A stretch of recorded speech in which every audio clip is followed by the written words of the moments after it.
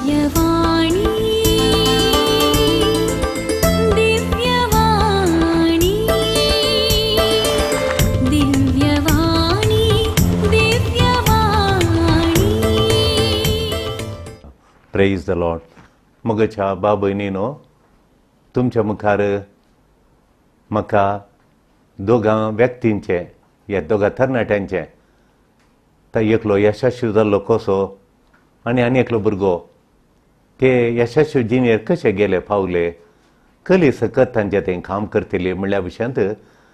ही म्हजी एक म्हाका पिसाय सोदून काडची. यशस्वी जाल्ल्या व्यक्तीं कडेन मेळिल्ल्या वेळार, तांणी येवन सांगल्या वेळार आनी कावन्सिलिंगान तांणी शेअर केल्या वेळार कल्या सक्तेन तांकां ह्या अंताकान पायलें गे म्हणलें सोदून काडचें मस्त गरजेचें. आनी ते हेरांक सांगचें काय उपकारा पडात कोण ना म्हणून. ह्या यशस्वी इफेक्टीव पर्सनॅलिटीज म्हणटात, देखून सक्सेसफूल पर्सन्स म्हणटात तांकां. आनी यशस्वी जाल्ले व्यक्ती तांचे जैताची ही निशाणी, ह्या जैताच्या तांच्या मेटांनी ती तांच्या हाडली तांणी बगुली सकत कितें गे म्हणून हेरा लागीं ती वांटून काडूनची एक ल्हानतावन म्हाका पिसाय ती जायत्या वर्सां जावन पिसाय.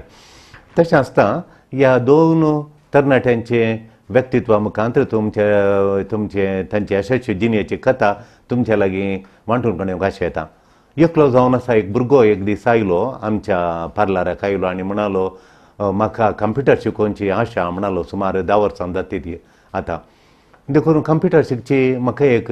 तो म्हणालो म्हाका बगता हांवें कंप्युटर शिकायचें म्हणून. थोडे फटेन पळयता आवय आपोवन आनी आमच्या तरणाट्यांक एक काम करून दिया म्हणून, नातल्या बापायन आपोवन हाडचें तांकां म्हज्या पुताक हें काम करून दिया म्हणून. हो एकलोच आयला दुर्बळो भुरगो. ताचे वस्तूर पळयतना कळटा मस्त दुर्बळो म्हणून. PUC जावन खंय इल्लेशें ल्हान कामाक थंय हांगा पळयतालो खंय. आतां ताका बगता काले म्हणल्यार हांवें कंप्युटर शिकायचें म्हणून. म्हाका बगता म्हणलें. तें बगता म्हणलें आयकल्या तक्षण म्हाका एक वरती इंट्रस्ट आयलें. म्हाका इंट्रस्ट आयलें आनी हांव वचून फादर सिप्रियान तालो सुपिरियर आसलो ताचे कडेन शेअर केलें हांवें. आनी ताचे कडेन शेअर करून जाल्यार उपरांत दोगी ताका मेळोवंक आयलें हांव. आनी म्हाका शिकोवन रावूंक वेवस्था करचें हांव हळडे तावन आयलां. म्हाका रावूंक दिवन हांवें शिकच्या बरी कंप्युटर शिकच्या बरी कसले कोर्स जाले म्हाका पळय कसले कोर्स घेवन ताणें कोर्साचीं नांवां सांगलीं आनी ते खंय मेळटात गे म्हण त्या जागे सांगलें, ते इन्स्टिट्युशनां सांगलीं. देखून आमी ते कोर्स करूंक ताका एक रावंची वेवस्था केली. ताचे पयशे ताका भरले आमी आनी ताका ते रावूंक वेवस्था केली आनी ते रावलो तो. आनी अशें रावन आसतना ताणें मोगाच्यान तो शिकलो आनी एक 3-4 म्हयने जाताना तो म्हणालो म्हाका एक कंप्युटर आसल्यार म्हाका शिकोवंक इल्लेशें बरें जाता जालें हांवें शिकोवचें. ताणें एक शिकयतात पूण म्हाका ताच्याक दुसरेच एक इंट्रस्ट आहा म्हजें थंय तें शिकोवंक कंप्युटर जाल्यार ऑनलायन मेळटा म्हणालो तो. आनी अशें शिकोवंक जाताना 6-7 म्हयने जाले आनी ताचे उपरांत हांव गेलो पदराबडशीन गेलो आनी म्हणालो म्हाका ताका चड आशा येता म्हणून अशें म्हणटा. पदराबडी उलयले आमी. मागीर पदरा म्हणालो तेदरा कंप्युटरा मस्तू आमचें ना लॅपटॉप नासलें, पदराबड आसलें म्हजे कडेन ना म्हूण सांगलें हांवें. फादर सिप्रियान एक आसलें तें ताणें ताका दिलें आनी ताच्या कामाक मेन एक कडेक एक व्हडलें कंप्युटर आहलें, डॅस्कटॉप आसलें तेन्ना तो वापरतालो. मागीर ताका एक कोणें दिलें कंप्युटर दिलें. मागीर म्हाका एक दिलें कोणें लॅपटॉप एक तांचे कडेन आसलें म्हाका दिलें. तशें म्हजे कडेन आतां आसा ताचे कडेन आसा आतां. आनी म्हाकाच्यान हें तो त्या लॅपटॉपाचेरूच केदळ आमी 3 येताना थंयचो तो लॅपटॉपार बसून शिकतालो भुरगो. आनी तो कोर्साक 1-2 वरां तो भायर कोर्साक घेतालो. सगळो दीस लॅपटॉपार शिकतालो तो. आनी अशें शिकोवन जाल्या उपरांत मोगाच्यान एक वर्स जाल्ल्या उपरांत तो म्हणालो फादर हांगा म्हाका एक बरें काम मेळ्ळें हांव चलतां म्हणलो. आमकां अजाप जालें. ताची परिक्षा बरोवंक म्हण इल्ले पयशे विचारतालो आमी दिता. एका गव्हर्मेंटाची परिक्षा म्हणटालो तो आनी एका परिक्षेक तेदळा 300 रुपये 400 रुपये आसले. आनी हो खंय पावलो गो त्या मोगाच्यान government central government of India central गव्हर्मेंटांत कॉल फॉर आयलें तेदा 10 वर्सां पयलें. काल्याक म्हळ्यार हॅकींग म्हळ्यार आतां कंप्युटर बैले चायनाचे कंप्युटर हॅक करतात म्हळ्यार तुज्या कंप्युटरा भितर वचून तुजें कल इन्फॉर्मेशन येता तें सगळें ते पळयतात आनी काडटात. ताची कॉपी काडटात इन्फॉर्मेशनाची. देखून तशें हॅकींग कशें आमच्या कंप्युटरा भितर आनी एकल्यान कशें येवी येत तांणी येनातल्या बरें कशें करी येत आनी एकल्याच्या कंप्युटरा भितर आमकां कशें वच येत तें कंप्युटर हॅकींग म्हणटात. वय कोणाच्या कंप्युटर वचून कितें म्हणून पळोवन सांगात हांव तूं बसून ह्या विशयांत तो ऑनलायनार कोर्स शिकोवन मस्त मुखार गेला. आनी तातूंत तो भारी हुशार आहा म्हणून ताका कळटा, देणे आसा म्हण ताका कळ्ळें. ताचे भितर हे सकत आसा म्हण ताका बगली. देखून तो म्हाका कंप्युटर शिकोवया म्हणून बगता फादर म्हणालो पळय, बगता म्हणालो तो.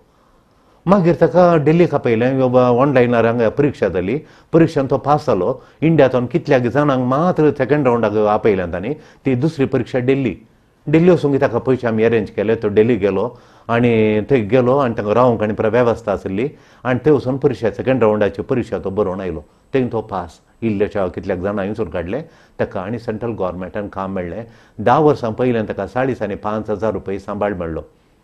रावंक पुरा रावंक खाणा जेवणाचें पुरा वेवस्था रावंक आनी पुरा मागीर आनी तातूंत ताका वयर येवंक ताका फ्युचर बेस्ट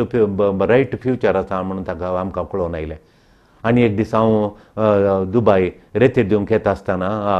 शारजा रेतीर दिवंक आसतना एअरपोर्टांत आसतना बंबय हांव आसता आसतना तो दिल्लींतल्यान येवचो बंबय देंवन आनी तो हांगाच्यान फ्लायट काडून निशीन येवचो आनी हांव हांगा तावन बंबय देंवन बंबय तावन आनी एक फ्लायट काडून येचें जालें त्या एअरपोर्टान तो म्हाका मेळ्ळो बंबय एअरपोर्टान तो मेळ्ळो आनी ताणें म्हजी वळख धरली आनी म्हाका पटलून धरलें ताणें येवन आनी सगळींतलो लोक आसा थंय म्हजे बागोवन ताणें पांयां पडले त्या दळा कुमो केली आनी म्हजे बॅगां व्हरची थंय खंय व्हरून भितर व्हरूंक जाता तें पुरा ताणें पळोवन कणकणयलें मगाच्यान म्हाका अजाप दिलें आनी ताणें सगळें बसोवन म्हजे कडेन कितें जालें तें उपरांत थंय गेल्या उपरांत पुरा काणी सांगली आनी म्हाका पळोवंक येजें म्हणून हांगा येवंक आसलो तो 1-2 दीस पळोवंक आवय येता ताका पळयता फ्लायटार येता आवय सांगता रावता आनी ते पळोवन परतून तो येता दिल्ली आनी म्हणून हांव दिल्ली घर करतां आनी म्हज्या मम्मीक थंयच व्हरतां म्हणून खंय एक ताचें पळोवन पळय ताका खंयच्या युनिवर्सिटीन शिकप मेळ्ळां गी खंय ताका व्हडले इंजिनियरींग कॉलेजींत इतले लाखांनी लाखांनी तो कोर्स हो कोर्स म्हूण दाखयतात अहले कोर्सांनी परत केला थंय वचूंक जाता गी आमच्या इंजिनियरींग कॉलेजींनी तांतून अहले कोर्स दिवन भुरग्यांक अहल्याक पावोवचें खंय वेवस्था आसा गी पळया कांय ना ताचेंतल्याक तो शिकलो आनी म्हाका अजाप जालें आनी एकलो बापय म्हागाच्यानो आनी एकलो बापय येवन हांगा म्हणालो म्हज्या पुतातिकेचें मागणें करूंक येचें म्हणून तो रिहॅबिलिटेशन सेंटरांत आसा तोळ येता थोडे फिंगर हाडटात थोडे तेवर चडटा ताका रिहॅब म्हळ्यार पुनर्वसती आतां पियोन जाल्यार उपरांत मुखार कितें गे म्हणून तांकां पुनर्वसती म्हळ्यार परतून तांणी कशें जिने फाटी येत गे म्हणून अशें रिहॅबाक गेल्लो एक तरणाटो भुरगो त्याच प्रायसो रिहॅबांत आसो रिहॅबिलिटेशन सेंटर पुनर्वसीत थंय आसो डिप्रेशनांत वचून पियोन धरून आनी कितें आसो थंय आनी सगळ्यांक ताचें मुखलें जिवीत हांव चिंतां तांतूं रिहॅबांत जायचे गे म्हणून देवान ताका बरो केल्या पुरो आमी मागता हांव ताचे पसून उलयल्या वेळार त्या बापायन आमकां सांगलें ह्या पुताक काल जायचें म्हणलो बरें शिकप जायचें म्हणलो बऱ्या कॉलेजी जालें बरे पयशे बांदले आनी ताच्या उपरांत बरें शिकप जायचें म्हणलो शिकप जालें आसतना हांवें सांगलें बिजनस करता गे ना बिजनस करता म्हणलो पयशे जाय म्हणलो पयशे दिले ताच्या उपरांत तो म्हणलो म्हाका इन्फ्रास्ट्रक्चर जायचें कंप्युटरां एक ऑफिसाचें रूम म्हजें ऑफिस रूम मागीर काम करतल्यांक तांकां सेक्रेटरी एक रूम तांकां पुरो हांवें करून दिलें व्हडलें हें भाड्याचें खाण रुमां खाण तातूंत ताका एक ऑफिस रूम केलें मागीर हांगा काम करूं कंप्युटरांनी परत घालून दिली इतलो हांवें लाख करशिल्लो एक कोरडा मुसोर जालो आमकां पयसो आनी पुरा इतल्यान पुरा केलें ताच्या मागीर दीस येताना सांबाळ दिवंक ताका दिवंक मॅनेजमेंट तें पुरा म्हणलो आनी ट्रेनींग जाय म्हणलो दोगां तेगांक ट्रेनींग तेंच्या भुरग्यांक ट्रेनींग आनी जाय म्हणलो ट्रेनींगाक धाडलें ट्रेनींग तें हें म्हणलो मागीर एक्सपिरियन्स ना म्हणलो एक्सपिरियन्स देखून पयलें बरें शिकप जाय म्हणलो मागीर एक्सपिरियन्स जाय म्हणलो मागीर ट्रेनींग जाय म्हणलो ऑफिस जाय म्हणलो इन्फ्रास्ट्रक्चर जाय म्हणलो इतलें पुरा केल्ल्या उपरांत 100 वर्सांनी इतलो पयसो बुडोवन सोलवणी जावन रिहॅबाक गेला मागीर सोलवणी सोडून जायनासतना पियोन जालें मागीर काल ड्रग्स धरलें दिसता आतां हाळ्यार रिहॅबांत आसा रिहॅबिलिटेशनांत म्हळ्यार पुनर्वसती ताका फाटी हाडूंक तकलेचे पिडेतावन आनी डिप्रेशनांत फाटी हाडूंक तें करतात पळय आमकां सक्सेसफूल जायचें वयर येचें म्हणून पयलीं आमी दुडू जायचें इन्फ्रास्ट्रक्चर जायचें ट्रेनींग जायचें मागीर ऑफिसान जायचें सकडी आमकां एक्सपिरियन्स जायचें नॉलेज जायचें टॅक्नॉलॉजी जायचें म्हणून पुरा सांगलें निमाणें आमी खंय पावता पळया देखून म्हाका हीं 2 गणितां तुमच्या मुखार दवरल्या उपरांत आनी एक गणीत हांव दवरतां तुमच्या मुखार आनी एक सुनील म्हणलो तो 30 आनी 2 वर्सांचो तरणाटो दुर्बळकायेची सोसूंक जायनासतना आयिल्लो आनी ल्हानशिल्ले मासले असो बिझनस ताणें करूंक सुरू केलो तो इल्लो दीस येता चडयलो व्हडलो केलो होलसेल सुरू केलें आनी सगळी वयवाट केलो आनी ताणें एक 5-6 वर्सां भितर ताणें कितें केलें वता गे मगाच्यान ताणें 70 लॅक्साचें घर बांदलां 70 लॅक्स येद व्हडलें घर आनी ताची सोबाय ती बांदली रीत बरें कारखान्यालां बिझनस बरो चलता आनी खंयचे पिरगजीचें फेस्तां आसतना जेवणाक जेवण दी म्हूण सांगून हे आमचे पिरगजेवालें फेस्त आसा आमकां जेवणाक पळय म्हणून एक जेवण तुवें दिचें म्हणून ताच्या लागीं येतात खंय आनी तो दिता पयशे दिता. पळयलें गी मोगाच्यान पळयलें गी खालें ताका शिकाप खाली 8वी शिकला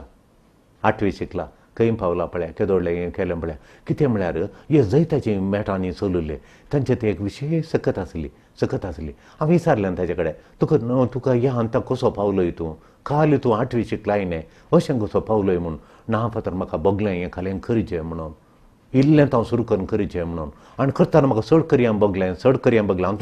हातूंत म्हाका बगलें देखून हांवें हांगा येवन पावलो म्हूण सांगता. हांगा येवन पावलो म्हाका उलोवचें कशें व्यापार करचो कसो तांचेरचें मातली कशी काडूंची हांवें कशी दिवची हें पुरो हांव शिकलो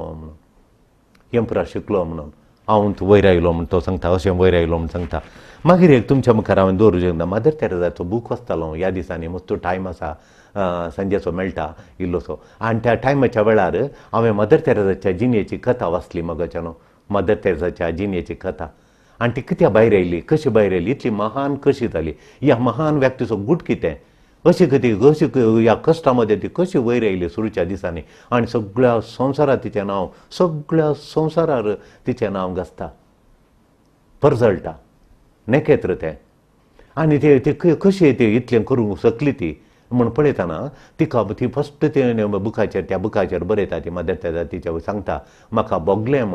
बगलें हीं दुर्बळीं भुरगीं वळवळटात तांकां कितें तरी करचें तांकां एक हांवें जिवीत दिचें तांकां मार्गार मरूंक सोडून जो तांकां एक लायफ दिचें हांवें तांकां बरें लायफ दिचें बरें जिवीत तांकां दिचें म्हाका बगलें देखून तें बगल्या तक्षणां हांव देवाडे मागूंक सुरू केलें आनी ती बगणां म्हजी चड बगलें म्हाका आनी हांवें मुखार येवचें म्हणून म्हाका बगलें आनी हांव ह्या अंताक येवन पावली म्हणून जैताच्या व्यक्तींची कथा जैताच्या व्यक्ती एका फाटल्यान एक आमी सांगून वची येता मोगाच्यान ह्या जैताच्या फाटल्याची कथा अशी आसा मोगाच्यान देखून आज तुका कितें वडटा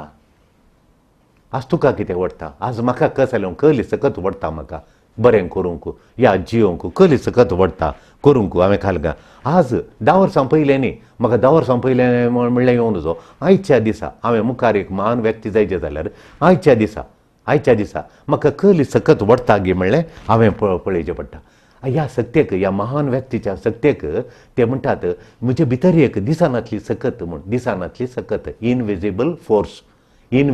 फोर्स दिसानातली एक सकत काम करता भितर म्हज्या भितर ती दिसानातली सकत कदा इंटरनल ड्रायव्ह भितरतान वडटा म्हाका वडणी एक वडटा फूल वडचें भितरतान म्हाका वडटा वच कर म्हणून आसिसीच्या सान फ्रांसिसाक आनी 3 वडद्यो करून फ्रांसिस्कान वड घडली सांत आंतोनीक इत्त सकत वडली देखून तो लोकां मुखार तांचे कस पळोवन अजापां करता इतली सकत भितरली सकत एक वडटा भितरली सकत ती नान दिसची भितरली सकत म्हणटा ताका नान दिसची ती पळोवंक दिसना नान दिसची भितरली सकत ती गरजेची महान व्यक्तीच्या अर्येकल्याच्या फाटल्यान ती नान दिसची सकत मदर तेरेसा जावं दी बिल गेट्स जावं दी या नारायण मुर्ती जावं दी हे कोणी जावं दी व्यक्ती व्हडले महान साधकरू म्हणटा आमी सादान केल्ले मनीस साधकरू म्हणटा आमी हांच्या भितर तावन एक भितरली नान दिसची सकत हांगा वडटा वय देखून ती जिणेंत बगणां ती गरजेची म्हाका बगता ह्या सर मनशांनी म्हणलें म्हाका बगता म्हणून बगलें म्हणून देखून पयशे न्ही हांवें ते पयशे दिलो जाल्यार तो तरणाटो पळय एका करोडा लागीं बापायन करसून ताका कंप्युटरांक घालून स्पेशलिस्टांक घालून तूं सॉफ्टवॅराचें अमेरिकाक हांगा तावन आउटसोर्सिंगाचें कर म्हणून सांगून कंप्युटरांनी पुरो आतां खंय पावलो तो कितलो पयसो बुडयलो ते बँकाचें लोन भरचें कोणें बापायन रावन घराचेर ताचेराचेर लोन काडून पुता दिलें एकलोच पूत हुशार म्हूण सांगून पयशे थेपरा देखून पयशे मोगाच्यान इन्फ्रास्ट्रक्चर मॅनेजमेंट आनी एक्सपिरियन्स आनी मॅनेजींग फोर्स हेर कामाच्या मनशां थें पुरा लेखाक न्ही तुका भितरली सकत ते लेखा यशस्वी जिणेच्या लेखाक पडटा सो हें न्ही बैलें न्ही हें पुरा बैलें ऑफिसान तें पुरा बैलें भितरली सकत चड गरजेची देखून जिणेंत बगणां चड म्हत्वाची बगणांची सकत चड म्हत्वाची सकत म्हळ्यार बगणांची सकट देखून मोतीची चिन्नां आमी घर बांदतना घालून करता मोतीन चिंता अशें घर बांदिचें तें ती मोतीची चिन्नां तितली आल्यार पावना भितरली म्हाका घर जायचें म्हळ्यार म्हाका बगायचें बघायचे त्या आमी त्याच्या फाटल्यान पडटा मोती चिन्ह आसात पहिले आनी खालें बगलें त्या बघणं आमची चिन्हां बदलातात पूण मगाच्या न्हू हांवें जर तर म्हज्या मतींत म्हज्या बगणा प्रकार मत दवरली जाल्यार ती बगणां म्हाका खंय येवन पावयतात म्हाका बगाचें म्हाका मदर तेरेसा बगलें ती भुरगीं ती वळवळटात मार्गार वळवळटात तांकां कितें तरी हांवें करीचें म्हणून बगलें तिका सोंसूंक जावना तिका बगलें तांचो मोग आयलो तिका तांकां जतन खणिचें खेर खणिचें तिका बगलें तिका ती बगल्या वरवीं काळिजांत ते बगलें देखून खाली मोतीन तिणें चिंतल्या मातरी करचें म्हणून ते मस्तू जावन चिंतात मांयची सेवा करचें मांवांक पळयचें म्हज्या आवयक पळयचें म्हज्या भावांक पळय चिंतचें मात करचें कांय ना तुवें करचें जाल्यार कांय मुखार वचून 2 मिनटां काडन तुवें काम सुरू करचें जाल्यार तुका बगाचें भितर काळजांत बगाचें हें बगलें जाल्यार मगाच्यान आमी हेरांक बरें करता संवसार बदलोवंक जाता म्हणटात बगल्यार जेजूक बगलें माथ्याच्या वांजेलांत आमी पळयता जेजू बगलें ती उपाशी आनी तांकां खालें दिजे म्हणून मार्काच्या वांजेलांत जेजू म्हणटा ताका बगलें ताच्या काळजांत बगलें दया भरली म्हणून ताका बगलें देखून ताणें ताचो उंडो काडून ताका दिलें म्हणून आनी कडेन पळयतना जेजू कितलें बगलें जेजूच्या दोळ्यांत दुखां आयलीं जोनच्या वांजेलांत देखून तो लाजाराक उठयता जेजू रडलो म्हणून तशें ताका बगणां गरजेचें मोगाचें न्हू मतीन चिंतल्या पावना बगणां गरजेचें थोडे म्हणटात आमी महान जावंक व्हडल्यो व्हडल्यो कंपनी बांदले बिजनस बांदले मनीस काल्याक म्हणल्यार सेल्फ इंट्रस्ट तांकां एक तांचे इंट्रस्ट आयलें तांकां एक दीस इंट्रस्ट आयलें सेल्फ इंट्रस्ट आयलें देखून ते इंट्रस्टाच्या वयर तांकां इंट्रस्टाच्या वयर तांणी कंपनी बांदली म्हूण इंट्रस्टाच्या वयर सेल्फ इंट्रस्ट स्वा इंट्रस्ट आयलें ताका सोंत इंट्रस्ट आयलें देखून म्हाका न्हू सोंत इंट्रस्ट न्ही कित्याक म्हणल्यार बगलां बदलतना थोडे म्हाका नाका म्हणटा बगता बिजनस सोडटा गे आमी बरें बिजनस ही बदलाता आमचे आयडिया बदलता देखून सेल्फ इंट्रस्ट ही बदलाता सेल्फ इंट्रस्ट बदलाता देखून आमी संवसाराक कितें दिजें म्हणली बगणां आमकां आसाची म्हाका बगायचें हांवें संवसाराक कितें म्हणी दिजें म्हणून हांवें म्हज्या भोंवतणीच्या संवसाराक कितें म्हण दिजें मदर तेजा तिच्या भोंवतणी कलकत्ता भोंवतणी आसच्या भुरग्यांक कितें म्हण एक दी करीचें हांवें म्हणलें तिका बगलें आसीचें सान फ्रांसीस पयस सभेक हांवें कितें म्हणी करीचें कितें म्हणी दिजें म्हणून ताका बगलें ताका बगलें तशें देखून बिल गेट्साक आमी संवसाराक कितें म्हण दी देखून ताणें कंप्युटर दिलें कंप्युटर सॉफ्टवेअर ताणें सुरू केलें विंडोज म्हणलें आतां थँस झुकेरबर्ग म्हणलो जर्मनीचो तरणाटो ताका बगलें ताणें फेसबूक संवसाराक दिलें ताका बगलें संवसाराक हांवें कितें दिजें म्हणून देखून आमच्या कुटुंबाक कितें दिजें म्हणल्यार भुरगे गल्फाक अफगानिस्तान कश्टांच्या जाग्यार वचून गळोवन कुटाम वयर हाडटात तांकां बगलें भितर बगाचें ती बगणाची सकत तांकां आसल्यार हांवें म्हज्या कुटुंबाक कितें दिजें कंट्रिब्यूट करचें कितें दिजें म्हज्या कुटुंबाक म्हज्या समाजीक कितें म्हण हांवें कंट्रिब्यूट करचें पयस सभेक कितें म्हण कंट्रिब्यूट करचें म्हणून बगाचें फादर मुल्लार हांगा आयिल्लो आनी ताका हांगा पळोवन ह्या कोडकारांक ह्या पिडेस्तान पळोवन ताणें कोडकारांचें आस्पत्रे ल्हान घर ताणें स्टार्ट केलें कांगनाडी आस्पत्र फादर मुल्लार हॉस्पिटल आज व्हड जालां वय ताणें सुरू केल्लें त्या दळा ताच्या तांकी प्रमाणे त्या दळाची बिल्डिंगां घाल अज्या पावताले आमी ल्हान आसतना ताणें घाल्ली ती बिल्डिंग आसली त्या कालार आनी तवळच्या बागेवन कोडयाळच्यांनी ती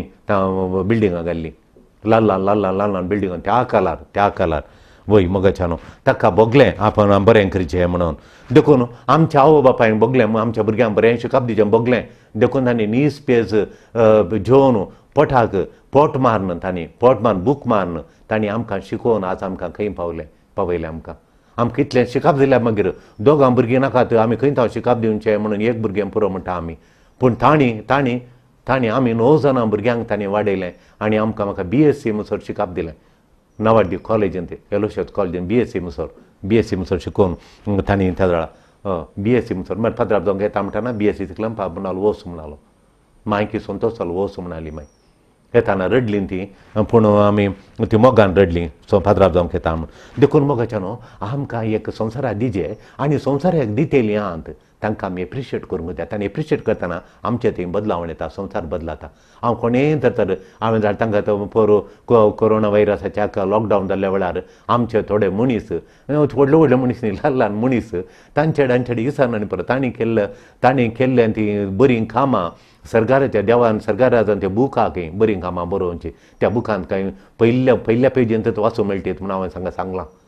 सोम्याच्या हातांतच आसतलो तो बूक आंज्या कडेन न्ही सांता कडेन न्ही सोम्याच्या हातांत आसतलीं तुमचीं नांवां म्हूण सांगलां हांवें इतलें बरें केलें. उपास आसता नेहरू मैदाला घेवन तांकां उदक केळीं बान्न उंडे पुरा दिल्ले.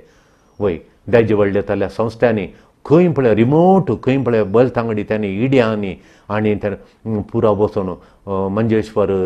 त्याने वचून आनी पुरा उरलाल मंजेश्वर तांणी इड्यांनी कोणा मेळनातल्या फोन केल्या तशें वचून तांकां खाण जेवण आनी पुरा अरेंजमेंट करून दिलां. तांची नांवां सरकाराच्या त्या भगवंताच्या बुकांत तांणी बरयल्यांत आसतलें तांणी केलें बरें करण्यो तांकां बरें करीचें बोगलें म्हणून देखून परिणामकारी मुखेली आसात. परिणामकारी लिडर इफेक्टीव लिडर म्हणटा आमी. परिणामकारी इफेक्टीव लिडर्स परिणामकारी लिडर आसात मोगाच्या न्हू. ते लिडर तांचे खाल पळय मदर तेरेसा एक परिणामकारी लिडर इफेक्टीव लिडर ती. दुसऱ्यां खाल म्हळ्यार Bill Gates pope John Paul II आनी आतांचो फादर पोप फ्रांसीस हे पुरा आनी ते ह्या महान इतलें बरें करतात हे बरें इतलें बरें संवसार बदलोवंक पयस सभा बळादी करूंक पाप साहेब इतलो मुखार येता. हाच्या फाटल्यान कली सकता ती नान दिसची सकत तांकां बगता हांवें पयस सभेक खलें म्हणी कंट्रिब्यूट करिचें खलें म्हणी कंट्रिब्यूट दिचें पयस सभेक खलें बरें करिचें बरें पयस सभेन बरें करिचें म्हणली एक आशा तांकां. आनी ते फुडें व्हरतात आपणाकी फुडें व्हरतात गेरांकी फुडें व्हरतात. तो पयस सभा फुडें व्हरून येता तांचो पापसाहेब फुडें मुखार येता मुखार व्हरता. ही कली सकत ताका मुखार व्हरूंक हे कार मुखार वचता जाल्यार पेट्रोल ताका सकत पेट्रोल ताका मुखार व्हरून वता पेट्रोल बंद जावन. तशें हांकां कली सकत ही भितरली ही भितर नान दिसची सकत ती तांकां रुपीत करता. तांचें चिंता तांचें काळीज तांची निर्धार सगळे रुपीत करता तांचें जिवन रुपीत करता तांचें चिंताप रुपीत करता ही भितरली सकत. वय मुगाच्यान ह्या महान व्यक्तींच्या जिणेंत कशी बदलावण आयली ही म्हाका ल्हान थावन पिसाय. थोड्या वर्सां थावन म्हाका पिसाय सोदून काडचें. हे व्यक्ती कोणाची जिणेचे व्यक्तीचे आयले जाल्यार पेपरार बसून वाचता हांव सगळें ताका खंय थावन ही सकत आयली करूंक गे म्हणून करूंक ही सकत खंय थावन आयली गे म्हणून समजोवची एक आशा कसले वरवीं बदलावण आयली. तांच्या कार्यवैखरी तांचे परफॉर्मन्स तांचें कळ्ळें कार्यवैखरी म्हणटा आमी कार्यवैखरी वय तांचें परफॉर्मन्स कशें वेगळें जावन आसा. तांचें काम तांच्यो करण्यो तांची साल तांचें काम आमच्या कामाक आमच्या चिंतपाक कशें वेगळें जावन आसा. तांची कार्यवैखरी म्हणटा हांव परफॉर्मन्स म्हजें परफॉर्मन्स आनी ताचें परफॉर्मन्स कशें वेगळें ताचें कितें उरनात ह्या महान व्यक्तींचें म्हणून हांवें सोदून काडचें. वय मोगाच्यानो एक तरणाटो मोगाच्यानो थोड्या वर्सां आदीं आवय आयली हांगा 20 आनी 8 वर्सांचो हांगाच्या कोडयार लागीं 20 आनी 8 वर्सांचो भुरगो त्या वेळार ताका 20 आनी 6 वर्सां 26 इयर्स वर्सांचो प्रायस त्या वेळार ताका 24 वर्सांचो म्हळ्यार आतां 6 वर्सां जाल्यार आतां ताका 30 वर्सां म्हणल्यार त्याला 23 जावन 24 लागली मात मोगाच्यानो. आवय 2 आयली आनी भयण थंय रावलां ताच्या सांगातात. आवय 2 आयली हांगा आनी 3 वरांचे ती बनाली काले म्हण सांगल्यार म्हजो पूत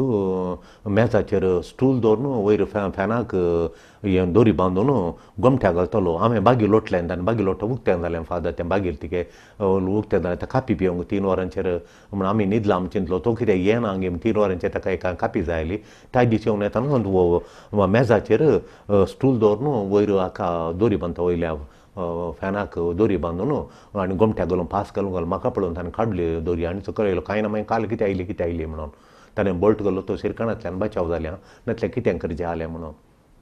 आत्महत्या करूंक सुसायड करूंक बाय सरलो तो भुरगो. कित्याक म्हणून जिणेन सलवणी कांय ना मुखार कितें करचें म्हणजे देस्पर जाल्लो काम ना कितें करचें मुखार म्हणून आनी घरा सकडी दिसता काम कितें खंय हांवें खालें कितें हर एकल्यान जाप दिताना आनी पुरा डिप्रेशनाक येता काम मेळोना म्हणून थंय गेलें हांगा गेलें अर्जी घालें खंय मेळोना म्हणून. मागीर हांवें सांगलें तूं कित्याक एकली आयली ना तूं येवंक आयकना म्हणून ना तूं वच नातल्या फाल्यां आमी येता म्हूण सांगताय म्हणून. मागीर दुसऱ्या दिसा तो आयलो भयणीक आनी तो आपण आयलो तिणें त्यो दुयेक थंय रावन भयणीक रावन ती आयली हांगा. मागीर दुसरे दिसा आमी गेले येता ताणो बरो धडांग जिव असो तरणाटो तर पळय आनी ताचे कडेन आमी उलयले. उलयतना ताका सोदून काडलें ताचें ह्या संवसाराक दिवची हाका भितरली सकत संवसाराक दिवची सकत ती कशी ताचें थंय ना जाली त्यो कळ्ळें ताचेर ते भितरली सकत संवसाराक आनी कॉन्ट्रिब्युशन करचें ताकाय दिजें ताणें त्या भितरली सकत ताका आनी हेरांक बरें करचें सकत ताचेर ती वडच्या बरी करिचें ती सोदून काडिचें आनी कुटुंबाक बरें करचें सकत ताचेर भितरली कुटुंबाक दिवचें संवसाराक दिवचें सकत ताचें तें आसा गी म्हणून आमी सोदून काडूंक प्रयत्न केले मोगाच्यान ताचे चिंताप बदलूंचें फस्ट हांवें चिंतलें ताचें चिंताप आतां बदलूंचें संवसाराक दिवची सकत ताची ताका दाखोवन दिचें संवसाराक दिवचें कॉन्ट्रिब्यूट करचें संवसाराक ताकाय कॉन्ट्रिब्यूट कुटुंबाक फॅमिली कॉन्ट्रिब्यूट संवसाराक कॉन्ट्रिब्यूट करची ताची सकत ताका दाखोवन दिचें म्हणून हेरांक बरें करचें ताका थांक ताची एबिलिटी थांक रुपीत करी येता म्हण ती आमी सोदून काडली ताचें तें आनी ताका कळली थांक म्हण तशें सोदून काडली आनी त्या तो बरो एसी मॅकानीक म्हणून कळून आयलें एसी टॅक्नोलॉजी ताका पुरा कोत्ता म्हण कसलें काम करतलो कशें करतलो कालें करतलो अशें कोत्ता तें कोत्ता म्हण आनी त्या विशयान तुका चड इल्लें जाणा जावंक जाता गे म्हणून तूं जाणा जा आमी मागता एका 2 म्हयन्या भितर तुका काम मेळटा म्हणून ताणें बूक आनी परत वाचलें आनी इंग्लिशान प्रतिकेशें बरें कर वाचलें ताका इंग्लिशाचें बूक आनी परत काणयलें ताणें इंग्लीश उलोवंक शिकलो आनी इल्लें बरें करन मागीर आमी एका हाचे एजंटाचेर ताका आमी वळख दान दिलें त्या एजंटाचेर गेलो आनी तो आनी अफगानांत अमेरिकाची बेज आसात भायल्या गांवांनी बेज आसात आनी तशें अमेरिकाचे बेज आसात त्या बेजांत हे टेक्निशियन जाय जे आले म्हणून तालो एकलो हाका इंसून काडलें हाचें उलोवचें आनी सांगची रीत ऑनलायनार ताणें थंय जावन उलयलें ते ताचे कडेन ताचें नंबर काणयलें ताचें आनी ते कंप्युटरार उलयले थंय थावन आनी ताका इंसून काडलो आनी ताका बरो सांबाळ लाखाच्या वयर सांबाळ आसा फाटल्या 6-7 वर्सां हांव तो भायर काम करता मोगाच्यान 6 वर्सांच्या पयलें लायिल्ली माडी ताणें आतां 6 वर्सां जालीं त्या माडयेक हांव फळे हें गेला पिंगारी गेली ताका होंबाळे पिंगारी गेल्या हांव पपाळ जालां ताचेर आंगणान ताच्या सांबाळान धाडिल्ल्या पयशांनी जाल्लें पपाळ आंगणांत घालां 7 वर्सां पयलें आनी मोगाच्यान आनी तितलें मात न्ही ताणें घर रिपेरी केलें ताच्याच पयशांनी 700 माडी दवरल्या 600 माडी दवरल्या ताणें 600 माडी दवरल्या माडी ताचें फळ दिता येता गुडघान पयलें आनी बोरवेल काडून तातूंत उदक मेळ्ळें आनी ताचो आयिल्लो पयसो आखत घालून लावंक तूं त्या वर्सा लायली माडी आनी ताका उदकाची वेवस्था आनी परत केली बरी जाल्या खंय थावन रायचूर तेन्ना थावन ती ताका हें हाडटात बकऱ्यांचे साऱ्यान घालून आनी ती माडी बरी जाल्या बरी करून पळयल्या घर इम्प्रूव जालें भुरग्यांचें शिकापी ताच्यान जालें शिकप गेलें भुरगीं ताच्या भावांनी आनी पुरा भाव भयणी आनी पुरा त्या घरांतली शिकप जावन तांच्या जोडीक पावलीं ती थोडी भायरी पावली इंटरव्यू दिवन आनी पुरा वतीन हांव गोळट येता आनी आयल्या वारकय कोणें ताका एकल्यान फोन केलें बापायक हुशार ना आनी ताका आमचे कडेन पयशे नात म्हजे बापाय मरच्या रिस्कार आसा ताका ऑपरेशन जायचें म्हणून आनी ताच्या ऑपरेशनाक ताणें हाडलें ताचें मास जाल्ल्या उपरांत आतां हेरांकय दिवंक सुरू केलां ताच्या भोंवतणीच्या संवसाराक तो कॉन्ट्रिब्यूट करता येता म्हाका हेरांक ताणें पयशे धाडले म्हणून म्हाका मॅसेज धाडल्या वेळार म्हज्या दोळ्यान दुकां भरली संतोशान तसोच जीव व्यर्थ प्रयोजन ना म्हणून जीव काडून गेल्लो जीव काडयता दोरी काडून गेल्लो भुरगो आज हेरांचो जीव वांचयता ताचो मात्र न्ही हेरांचो जीव वांचयता खंय थावन खंय पावलो पळय मोगाच्यान देखून भितरली ती सखत ती जिणी बदलूंची जिणी रुपीत करची 10 जाणांक बरें करचें तुका महान करची हाचें ताच्या कुटुंबांत सांबारा ताका एक नांव आसा आनी तो अभिमान असो जावंक पावला तांच्या त्या एरियान तो महान जालो ताच्या संवसारान त्या संवसारान तो महान त्या कुटुंबांत आनी हेरांक तो दिवंक बैसरला आनी ताणें सांगले बरो म्हाका मॅसेज धाडले इतले पयशे हांवें धाडले तांच्या ऑपरेशनाक म्हूण आयकून संतोश जालो त्या पेशंटाक पळोवंक गेले आमी ताणें पयशे दिवन बरें केल्ल्या तेतलें खंय थावन खंय पावलो पळय मोगाच्यान हांगासर 2 लिसांवां आमी शिकता मोगाच्यान 2 लिसांवां शिकता एक सादान तुवें करचें सादान गरजेचें 2 लिसांवां गरजेचीं तुवें सादान ती गरज एचीव करचें तुवें समजें एचिवमेंट करचें गरज आनी दुसरें म्हळ्यार आशा जारी करची तुज्या काळजांतली आशा जारी करची ही 2 लिसांवां हातूंत हांव शिकता तुज्या काळजांत एक आशा आसा ती आशा जायनातल्या वेळार वयरूम कळटा एचिवमेंट करनातल्या वयरूम कळटा बरची न्हय पळयता आमी आतां वळवळची मनशां दिसतात हेरां दिसा मादर तेरा वळवळची भुरगीं दिसलीं कितें म्हळ्यार आमचें साधन करचें एचिवमेंटाची गरज आमकां आसा 2 संगती गरजेच्यो एक एचिवमेंट गरज एक आमची काळजां जारी करचें फुलफिलमेंट म्हणटा हांव वय देखून मोगाच्यान हे हातूंत ह्या फुलफिलमेंट आमचे 2 संगतींनी एक हेरांक दिजे आनी मदर तेजा जातलीं ह्या तरणाट्यां बरीं आसलीं सुणेलां बरीं आसलीं आनी तो दिल्लींत हॅक करचो आनी ते बरें करचे भुरगे आतां पळय तांकां आमी एप्रिशिएट करचे ताळयो थापडचे प्रशंसा दिचे तांकां वगळचे तांचे खातीर देवाक अर्गां दिचे तांकां अर्गां दिचे हें 2 करूंक आमी मुखार सरल्या जाल्यार आमची जिणी परजळटा घेना पळया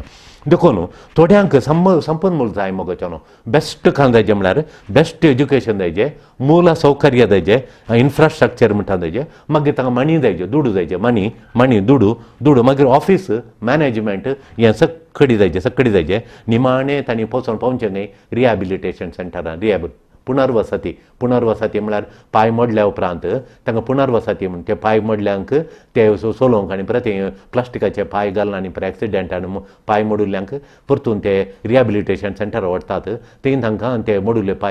नवे पांय बसोवन तांकां सोलोवंक शिकोवंक आनी परत घेतात पियोवण्याच्या सोडून बेबदे जाल्ल्यांक चड लाभदोनी आशिल्ल्यांक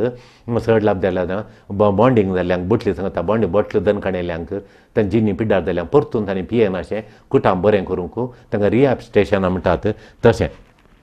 तांतू आनी कोडाची पिडा आयिल्ल्यांक पळय रिहॅब स्टेशनां म्हणटात तांकां तांणी ते कोडकाराच्या पिड्याच्यांनी तेच वस्तूंक घर कार्डांक करूंक आनी कितें जाता त्या बोटांनी इल्लेल्या उरल्या बोटांनी कितें करूंक जाता पळय तें करूंक बर्थडे कार्डांक क्रिसमस कार्डांक करूंक आनी परत तांकां शिकयता ती ताका रिहॅबिलिटेशन सेंटर म्हणटात आनी हातूं हें बेस्ट ऑफिस जायचें बेस्ट एज्युकेशन जायचें बेस्ट मॅनेजमेंट जायचें आनी बेस्ट इन्फ्रास्ट्रक्चर जायचें पयशे जायचे म्हणून आनी परत दूड वट्ट करून केल्ले आज रिहॅबिलिटेशन सेंटरांत आहात तशें देखून रिहॅब स्टेशन देखून हें बोगणांनी कसताल्लीं इमोशनल पळय हांवें पळयता बेस्ट एज्युकेशन म्हणलें तें आसात ही थोडी जिणेन कसताल्लीं आनी बोगणांनी कसताल्लीं दुर्बळ गांवडी व्हडलीं भुरगीं आनी आतां व्हड जावन व्हडल्या अंताक पावल्यात तांची एक यशस्वी कथा पळयतना काणी पळयतना मस्त संतोश आनी उल्हास जाता मोगाच्यानो वय तुका कितें रुपीत करता आगे मुखार कितें करताय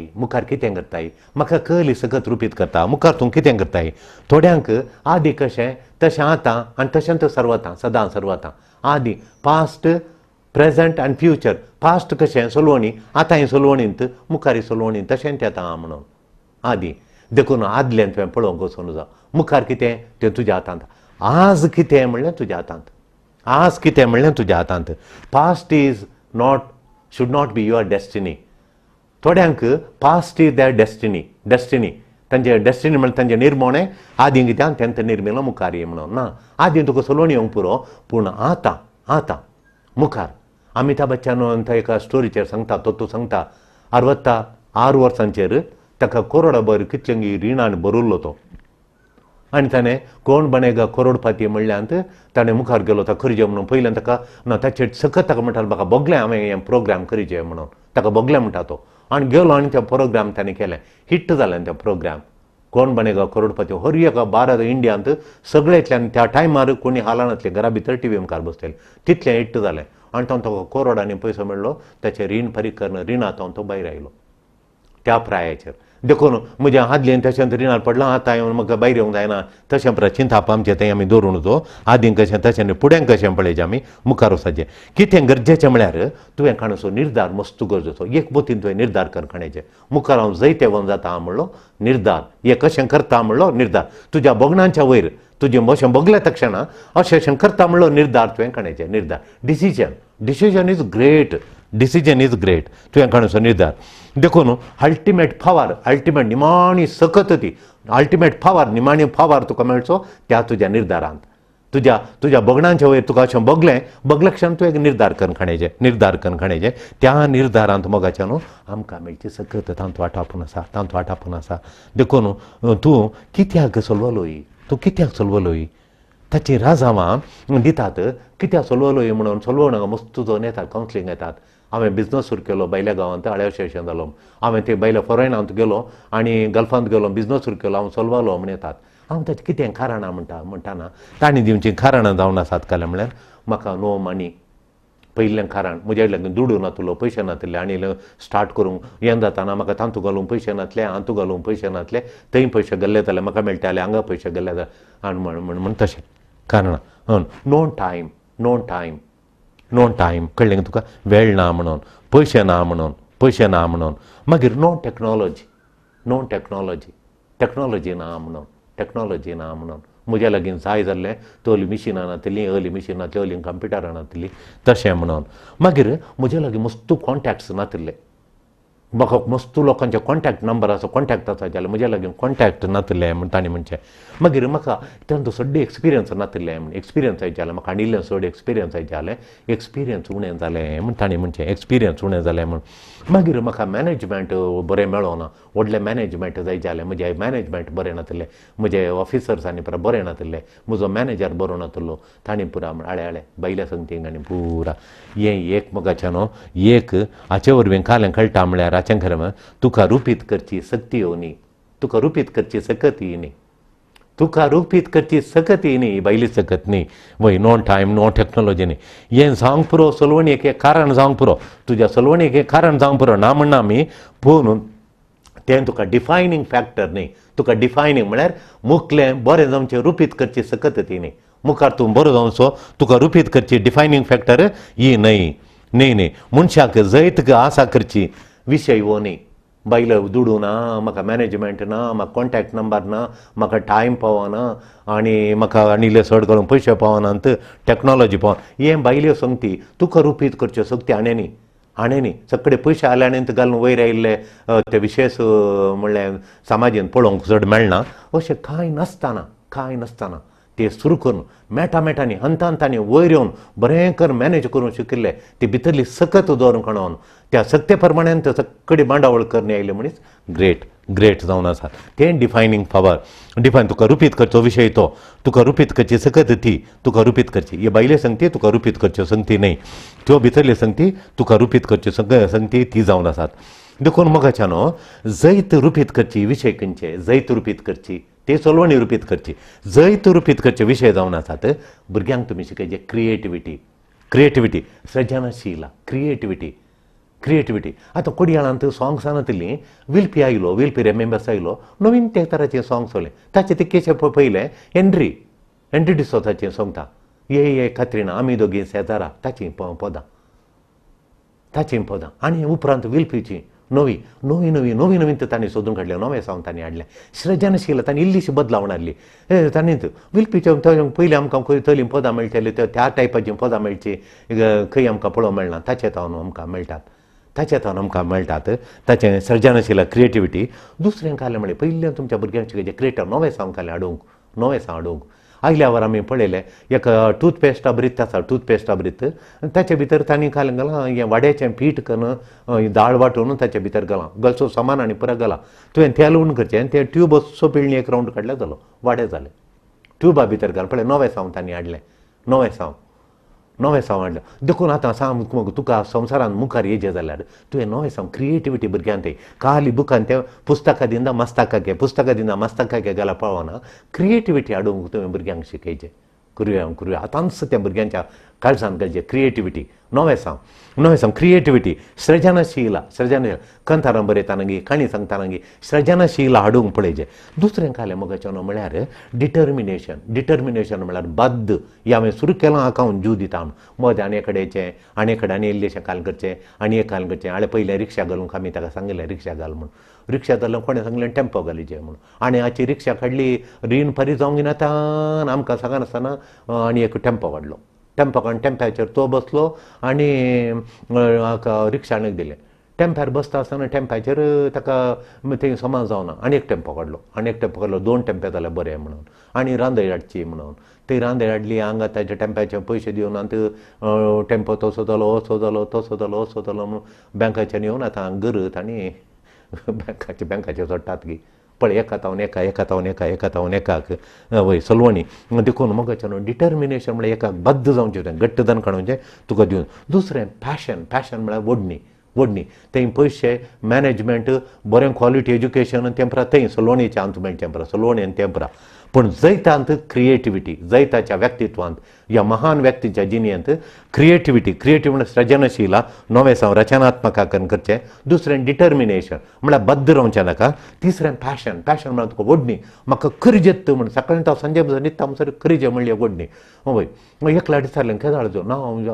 5:30 वरार जेवण पातर भूक लागता, जेवण येता, म्हाका बेसावन दिया म्हणून आणखी जेवण आणतो हळे डिटो म्हळ्यार पॅशन. तें कामान तूं पॅशन, काम करचें म्हळ्यार पॅशन. मागीर खालें म्हळ्यार क्युरियोसिटी, कुतुहाला क्युरियोसिटी. अशें केल्यार कशें जायत, अशें केल्यार कशें जायत म्हळ्यार कुतुहाला कर्मफळ्यांगिल्लेशें कर्मफळ्यां कुतुहाला जायचें. तेच मात आमी नवें वाडटा अशें केलां कितें म्हणून. मागीर एक रेजोल्युशन म्हळ्यार निर्धार करणांचो. रेजोल्युशन म्हळ्यार निर्धार, असो करता, अशें करता, इतल्या वेळार उठ्ठा, इतल्या वेळार सत्ता म्हणून एक निर्धार. मागीर खालें निमाणें लव अँड केअर. म्हजे आवय बापायन बरें करून पळयचें. हांव काम करनातल्यार कोण पळयता, हांवें इल्ले पयशे जोडिनातल्यार कोण पळयता. लव अँड केअर, तांची जतनखाण्यांतल्यान कोण आसा म्हळ्यार लव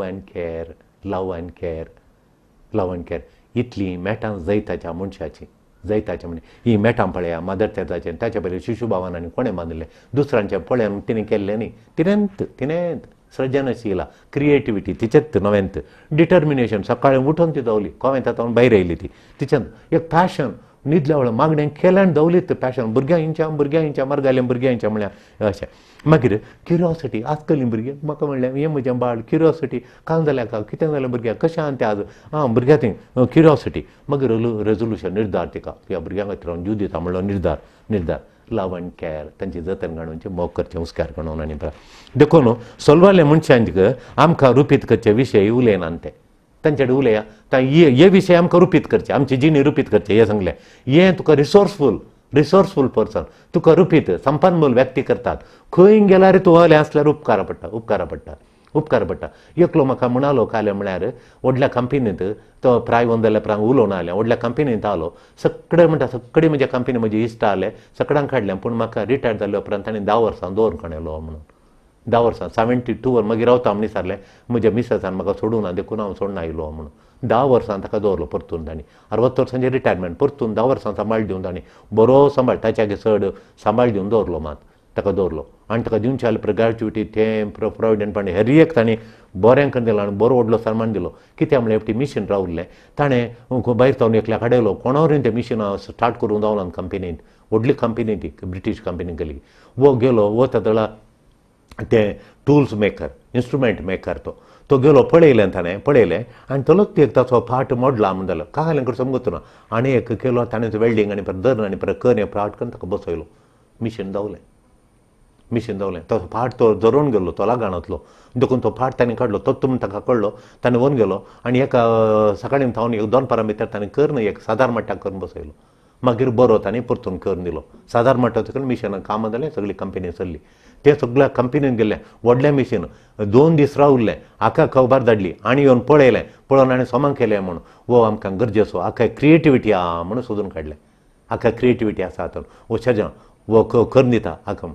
ताका ताणें कंपनीन दवरलो. मागीर जस्ट मिशिनां पळोवंक, हेरांक ट्रेनींग करूंक, हेरांक सांगूंक, तेन्ना तेचें काम करूंक नासलें चडावत. मागीर तोलो देखून ते आमचे कडेन ताची खाणी सांगतालो कितें गी म्हणून. देखून मगाच्यान आमकां हे चलवाल्ले मनीस तांचे उलोवचें काले म्हणजे पयशे नासले, टायम नासले, मॅनेजमेंट नासलें, म्हाका म्हणजे इन्फ्रास्ट्रक्चर नासलें, व्हडली कंप्युटर नासली, टॅक्नॉलॉजी नासली. ते विशय उलोवचें तांणी.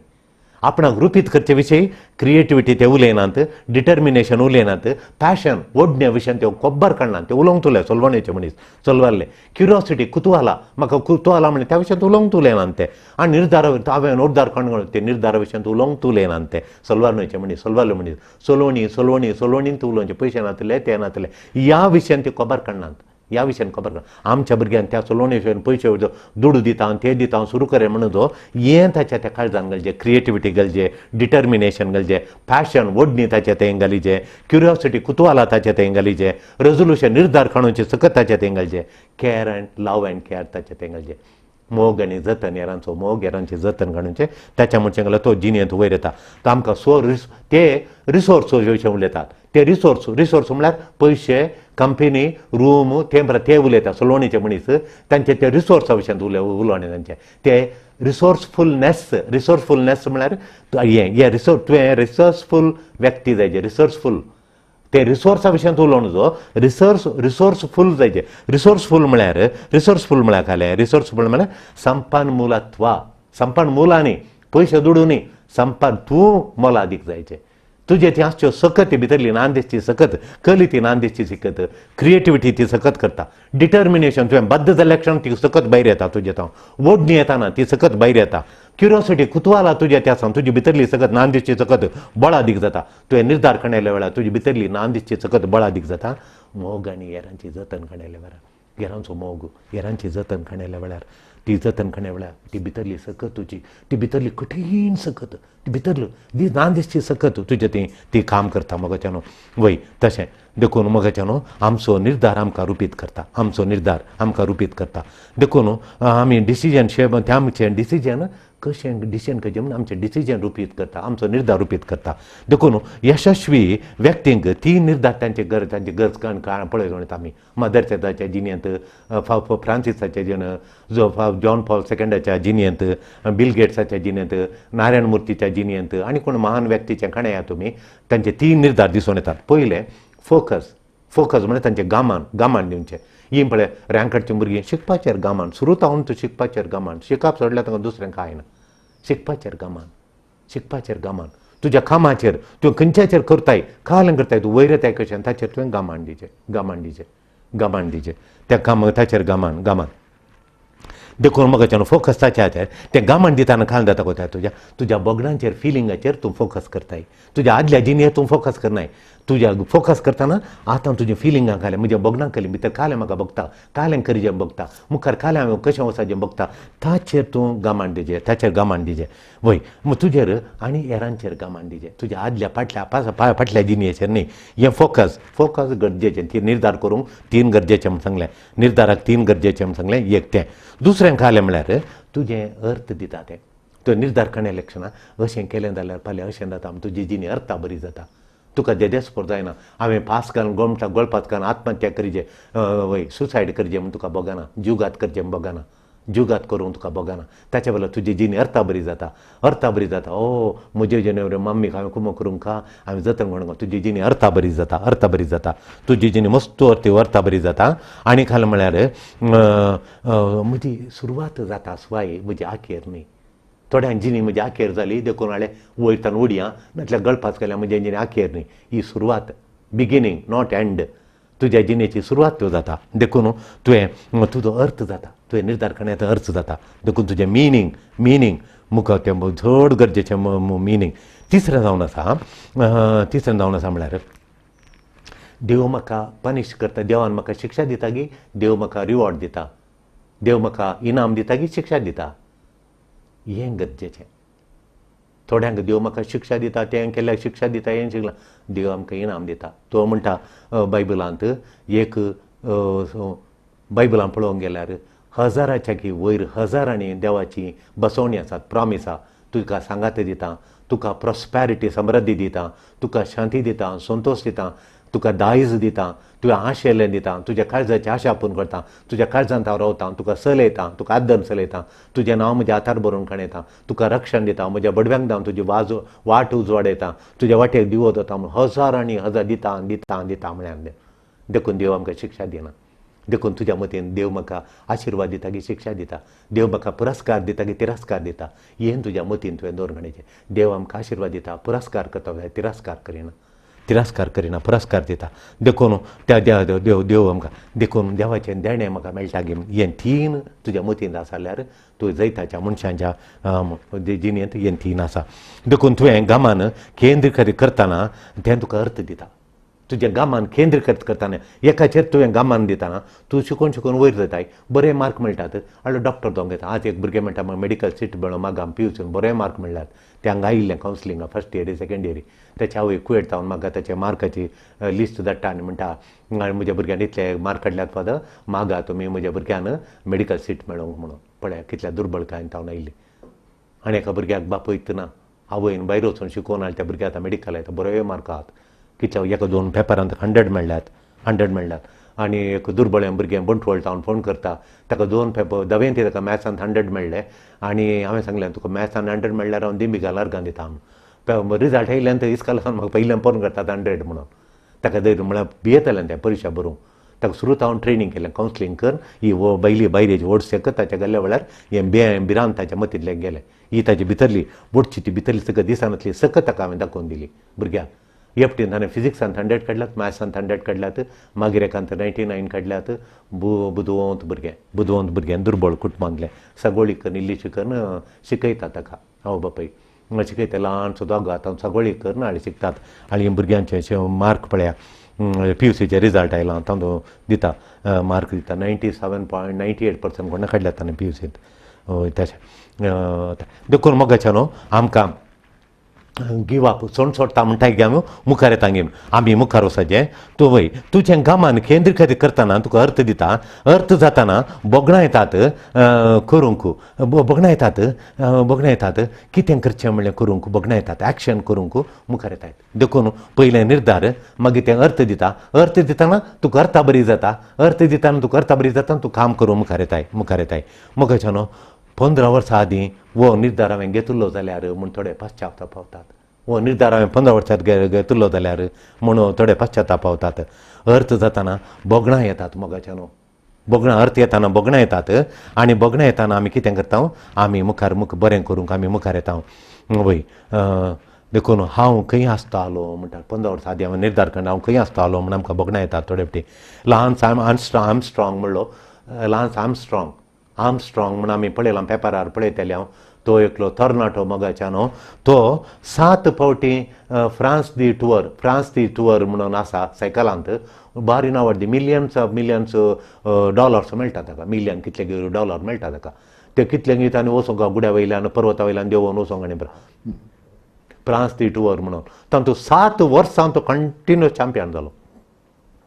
आर्मस्ट्रॉंग तो काल गोता ताणें निर्धार करून काडलो मोगाच्या न्हू. ताका ल्हान भुरगो आसतना म्हळ्यार तो एक तरणाटो आसतना काल जालें म्हण सांगल्यार ताका पांयाच्या मुळांत तांकां कॅन्सर जालें. पांयाच्या मुळांत कॅन्सर जालें. कॅन्सर जावन तो वळवळटालो, कुंठाताना ताका आयलें कुंठो जेत हांवें कुंठोन तो बशी येत पूण कुंठोचें हांवें भायर जाल्यार कितें करचें म्हण तो जाणा जालो दोतोराडेन सान. आनी दोतोरान ताका इल्लें सायकल सोडून दिलें. ताका तो बद्द जालो, तो क्रिएटिविटी जालो.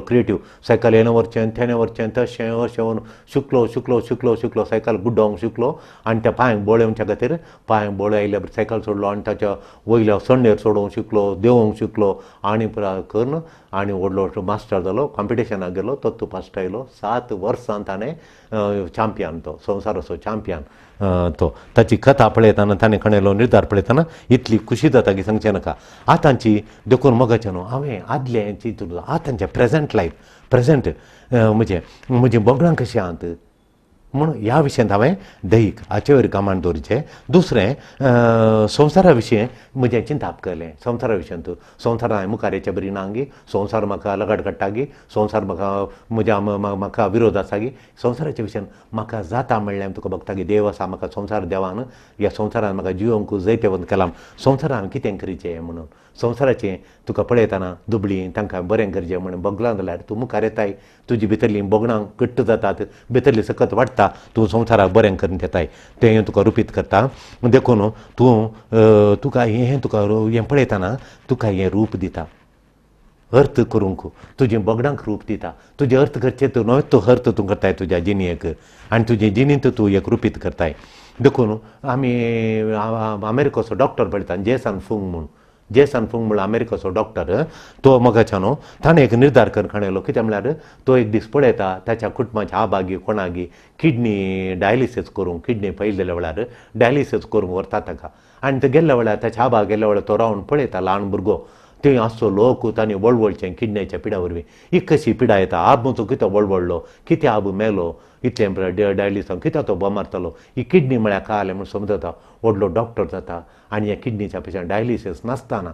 वचनातल्या बरी ताणें करून त्या लोकांक तो डॉक्टर जावन तो सांगता हे म्हाका अर्थ दिता जिणे कितें म्हण सांगल्यार आनी हांव ह्या नांवार दी डॉक्टर जावन पावलो कशें म्हळ्यार ह्या म्हज्या कश्टां पळोवन हांचें निवारण करचें किडनीची पिडा कोणाकच येवं नजो ही डायलिसीस म्हणली सगळं मारेकार कोणाकच येवं नजो म्हण ताणें निर्धारण हांव तो व्हडलो किडनीचो स्पेशलिस्ट जावन मस्त लोकांक आनी हेल्प करता येता आसा ह्या किडनीच्या पिड्यान पडन अशें कळलें काणकाय जेगी म्हणून तो शिकयता येता व्हडलो डॉक्टर जावन तो सांगता आनी तो त्या नमणेर लोकांक बरें करून बेसरला वय देखून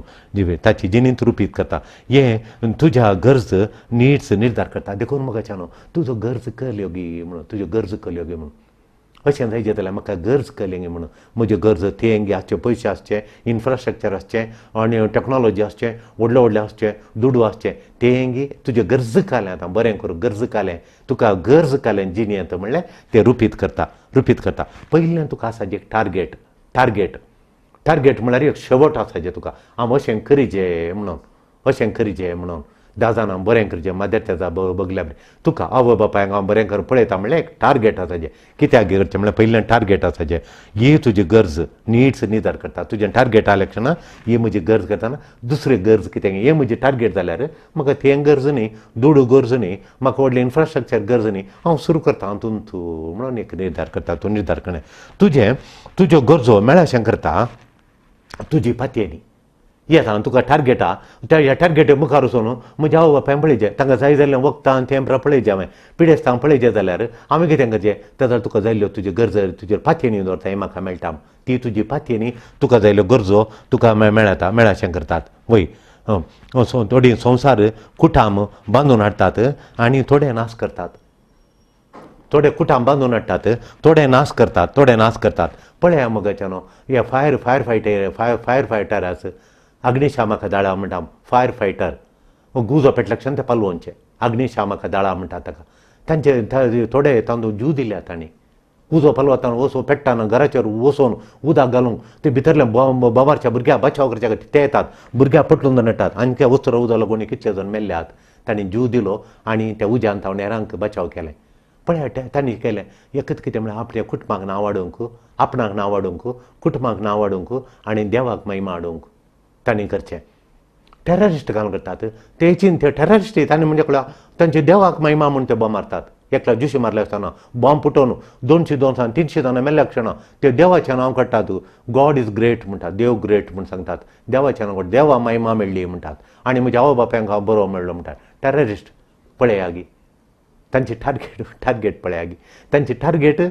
महिमा मेळाचें देवा महिमा मेळाचें कुटुंबाक नांव मेळाचें तशें म्हणून पूण तांची धरिल्ली वाट वेगवेगळी जावन आसा वेगवेगळी जावन आसा देखून म्हाका न्हू सो गरजो आमच्यो मुख्य पळय सो गरजो कळ्ळ्यो एक सर्टनटी निश्चित आमकां कळचें निश्चित जाय वय देखून म्हाका न्हू निश्चित जाय दूख मुखार येनाशें मागीर म्हजें भांगर आनी प्राडो दवरून हांवें हाका घालां पयशे घालात बिजनसाक फाल्यां हांगा घाल जावन म्हज्या बायलें सगळें आमी दुकान बुडोवनाच्यो देखून निश्चित जाय हांव जिखतां घेयनाक म्हणल्यार निश्चित जाय सर्टनटी निश्चित जायचें देखून मुखार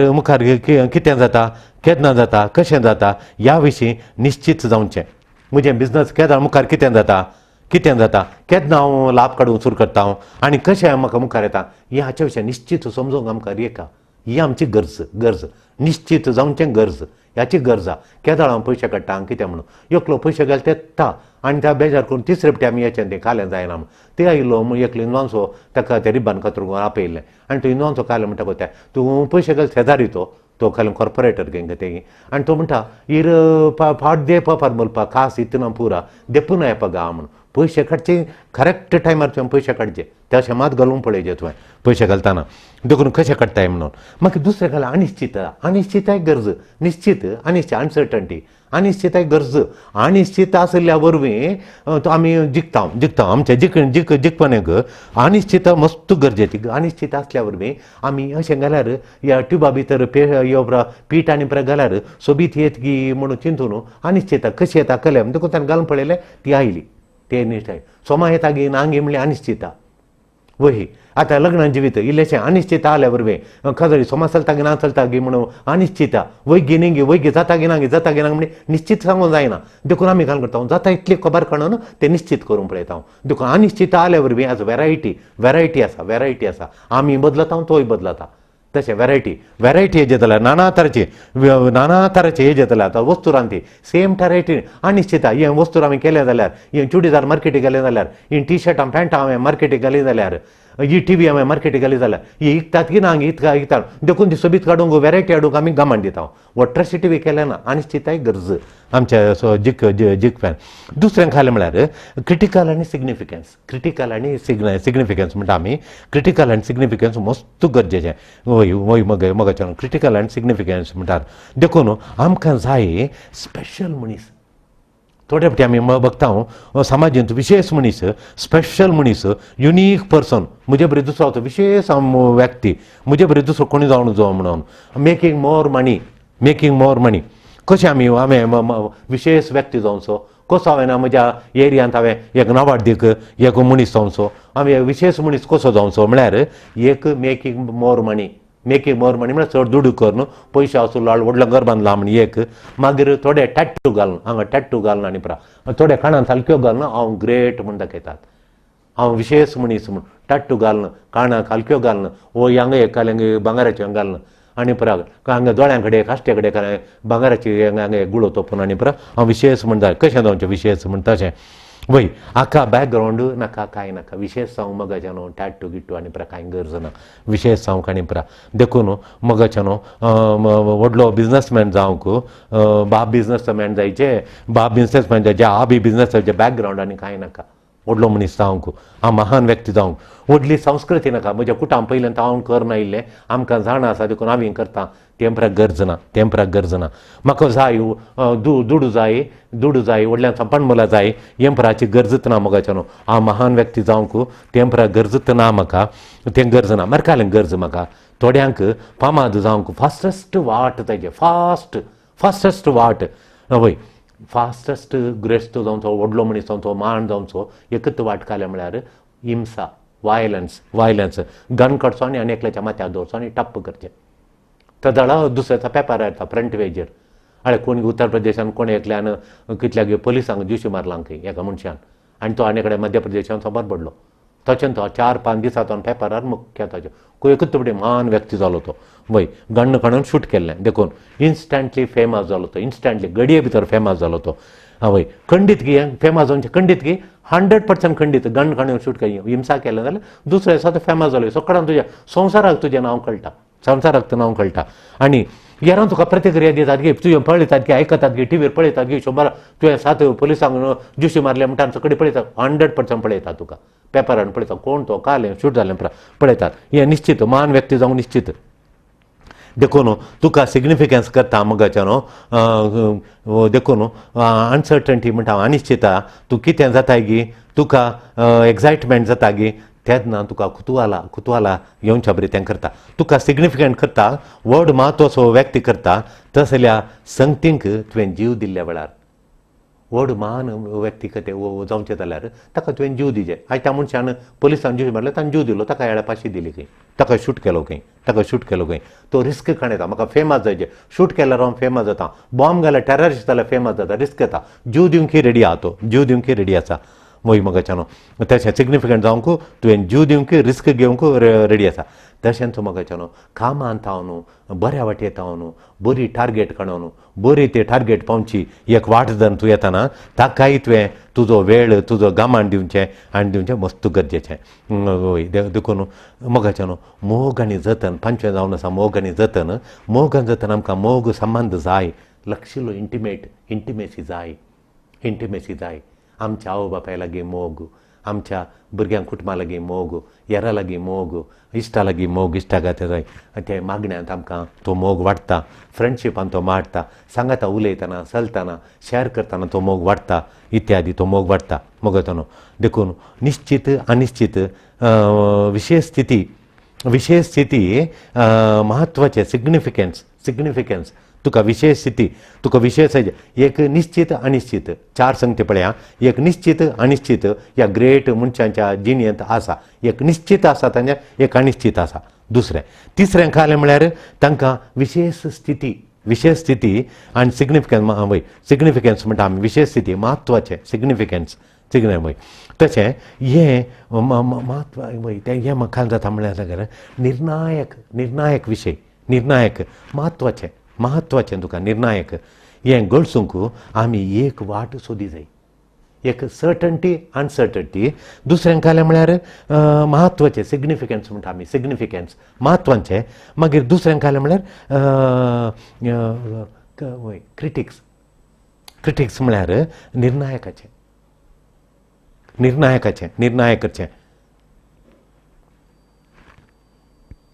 वय वय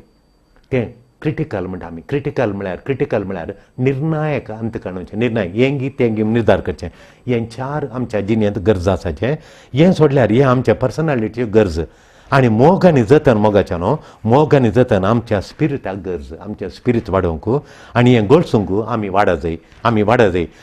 जाय. संबंद वाडोवन येताना रिलेशनशीप वाडोवन येताना हें रिलेशनशीप वाडोवंक हें गरजेचें. हें आत्मीक ज्ञान गरजेचें. आमी वाडनातल्यार आमचो संबंद वाडना. आमी भितरतान वाडनातल्यार आमचो संबंद वाडना. आमचे रिलेशनशीप संबंद वाडना. आमचे बिजनस वाडना. We don't grow. कित्याक दुडू आसा कितले फ्रेंड्स आसात कितले जण तुजो मोग करतात हें लेखा पडना. हें लेखाक येना. हें फरक म्हज्या जिणेंत हाडिना. आमी वाडचें मौल्य हाडूंक इल्लें दिवंक मौल्य दान धर्माचें मौल्य जतन करचें मोग आनी जतन करचें मौल्य आमच्या जिणेंत हाडूंक हें समथींग टू गीव आमी शिकाचें. देखून मोगाचें न्हू त्या फादर सिप्रियनान तें कंप्युटर दिलें ताका दिता न्हू खोलो संतोश आसून आसून दिलो दर्या म्हज्या कंप्युटर दिता म्हूण आसून ताका दिवचें म्हळ्यार संतोश देखून मोगाचें न्हू दिल्ल्यांत आज तो भुरगो व्हड जालो. देखून थोड्यांक दिताना मस्त संतोश दिवच्यान संतोश हांव दिवंक देवान म्हाका फाव केलें न्ही म्हणून वय म्हाकाय दिचें म्हणलें संतोश. वय एक नर्स मोगाचें न्हू तें दुबळ्या कुटपांतलें ताका येराणी कुमो करून तें नर्स जालें. ते बैल्या गांवांत बऱ्या कामार आसा. हर एक वर्सा 10% तें दिता. 10% म्हळ्यार 10,000 रुपया एका म्हयन्याक काण दवरता आनी वर्साच्या एंडाक तें गांवाक येताना 1,20,000 एका नर्साक कुमोक जावंक की एका भुरग्याक शिकपाक तें एक दिता व्हरून दिता तांकां दुर्बळ्यांक गत आदारनातल्यांक 1,20,000 हर एका वर्सा ताच्या दिवन आयलां तें दिवन ताणें म्हळें आमकां. देखून तुका कितें वडटा तुका सिग्निफिकन्स तुका व्हडलो जायचें महान जायचें पूण वडटा गी या मोग जतन वडटा गी तुका मोग जतन वडटा गी म्हणून तें पळयचें तुका तुवें मोग जतन करन तुका दोन विरोध व्हडलो मनीस म्हाका व्हडलो जावन बघाचें बिरुद्द जायचें म्हणून व्हडली घरा ट्रॉफी दवरचें म्हणून वडटा गी तुका या हेरांची मोग करचें जतन करचें म्हणटा. 2 कुशींनी वडटा एक इशीन वडटा एक तिशीन वडटा. तूं खंयच्या कुशीन गुंताय तें तुवें निर्धार करून खणेचें. देखून तुका एक टार्गेट आसा जें तुका एक रुपीत करूंक एक शेवट आसा जें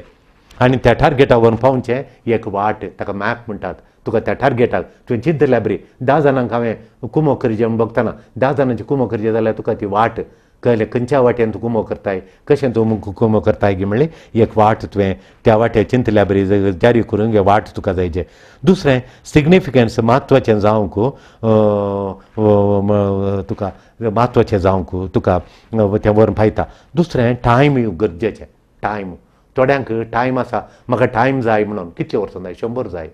म्हाका आणखी टायम आसा कितलो टायम 100 वर्सां आसा तांकां. थोड्यांक 3 मिनटांत चड जालें म्हाका राखूंक जाय 3 मिनटां म्हाका कुमो करचें म्हणून 3 मिनटांत व्हडलो टायम मोगाचें न्हू. देखून तुका लांब अवधी थोड्यांक म्हणचे लांब अवधी म्हळ्यार 100 वर्सां थोड्यांक लांब अवधी म्हळ्यार 3 मिनटां. देखून इमोशन बोगणां मोगाचें न्हू जायतीं बोगणांत वय जायतीं बोगणांत पूण आमी विचारल्या वेळार 3-4 बोगणां चड पेपर दिवन हातूं डिक्शनरींत 600 बोगणांत 600 वयर बोगणांत वय 1000 वयर आसतीत बोगणां. पूण आमी पेपर दिल्ल्या वेळार तुजीं बोगणां बरें म्हळ्यार हॅप्पी म्हणून बरयतात sometime frustrated sometime sad depressed इंत 500 बोगणां कितल्या जाणां कडेन दिल्यार इंत बोगणां 4-5 बोगणां मोगाचें न्हू आतां दिवचीं. थोडीं कितें जाल्यार थोडी बरें जावन दी कालें जावन दी बरें आसूं दी पयशे येवन दी दुडू मार सगळें म्हणली ती वाट सोदतात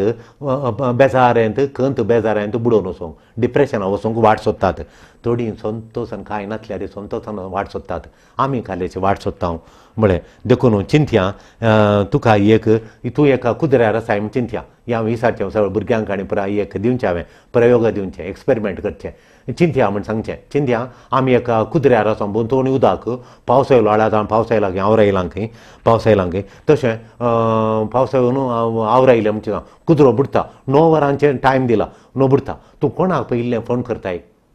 9 घंटे मात आतां बुडटा हय संजे 4 वरांचें बुडटा म्हण्या आतां तूं कोणाक फोन करताय तूं कोणाक फोन करताय तूं एक तें आनी कोणाक फोन करताय कोणाक हे विशय सांगताय कोणाक सांगताय आनी कितें करताय तूं याद कितें करताय म्हण विचारताय आनी एकलो सांगता कहलें म्हळ्यार हांव सर्गाक येता म्हूण आनी थोडे सांगतात हांव हांगा पेतां थंय पेतां तातूंत कळटा तुज्या जिणेचें म्हत्वाचें कितें गे म्हणून मस्त म्हणटा तुका कितें खंय वडटा तुका म्हणून खंयलें वडटा गे म्हणून देखून मोगाच्यान कितें वडटा गे म्हणून पळयता तुका कंट्रोल करचें तुवें सोदून काडचें मोगाच्यान देखून म्हाका कालें कंट्रोल करता आज आवय म्हजी बगणां आनी म्हाका महान जावचें म्हाका महान जावचें सोदून काडचें म्हजीं बगणां म्हाका महान करचीं तीं बगणां खयलीं आनी म्हज्यो गरजो म्हाका महान जायनाशें तें दनखणांची म्हाका बरें करूंक सोडिना ती खयलीं म्हजीं बगणां कळ्यो म्हज्यो गरजो म्हाका तें जाय व्हडलें घर जाय आनी एक बांदीचें आनी एक फ्लॅट खाणेचें आनी एक जागो खाणेचें आनी एक तोट खाणेचें म्हणलें खयलें तुज्यो गरजो तुका दनखणेल्यात खयली तुजी फातीनी तुजी खालें म्हळ्यार चड दूड केल्यार चड म्हाका खुशयेन आसता समाधानान आसता हयली फातीनी आगी तुका म्हाका बरी भलायकी येता म्हाका व्हडल्या हॉस्पिटलान ट्रिटमेंट जाय हयली फातीनी आगी हें खयलें तुका कंट्रोल करता मनीस सोदून काडचें बगणांनी गरजांनी फातयेनी खयलें तुका हें करूंक सोड दनखणेता गे म्हण 2 कारणां तुका सक्सेस दिल्लीं 2 कारणां जावन आसात मोगाच्यान तुका यशस्वी जालें बिजनसान तूं सक्सेसफूल जालोय बिजनसान तुका पयशे आयले वय इल्लेशे येरांक दी तुका कितले चड आयल्यात पयशे तांतलो 1 वंटो येरांक दिता म्हणलें एक राजा मस्त गरजेचें मोगाच्यान आनी अशेल्यांक करतेल्यांक तुवें एप्रिशिएट करचें तांचे पासून मागोवन एप्रिशिएट करचें हीं 2 कारणां तुका आसल्यार एक तुका तुजी जिणी यशस्वी जाली तुका बरें काम मेळ्ळें बरें जायता गेलें तुज्या इनकामांत तुका इतलो इनकम मेळ्ळें इतले तुजे कडेन सर्ती पयशे आहात तातूंत इल्लें गरजेवंतांक दिवचें गरजे आदार दिवचें रांक दिवचें एक तें तुका सद्द हें तुका महान करता हें तुका समाधान हाडटा हें तुका यशस्वी करता हें तुका मदर तेरेसा बरी बिल गेट्सा बरी आनी ते यशस्वी करता बिल गेट्साच्या चॅरिटीचा फंड म्हूण आसा ताका इतले पयशे तो पिडेस्तांक एड्स पिडेस्तांक रिसर्चाक आनी परत दितात ते इतलो पयसो तूं ताका कितें दिताय तें गरजेचें दुसरें खालें म्हळ्यार हें करतेल्यांक तूं कसो फाटिंबो दिताय तुका करूंक व्हडलें काम एकलो बरें करूंक येता ताका तूं कसो फाटिंबो दिताय हें गरजेचें प्रशंसा करताय हें 2 आमची जिणी बदलिता आमचें कुटुंब बदलिता आमचें शेत सांबार बदलिता आमचो संवसार बदलिता अशें करून जेजू आमकां कृपा दिवन दी आमेन हालेलुया दिव्यवाणी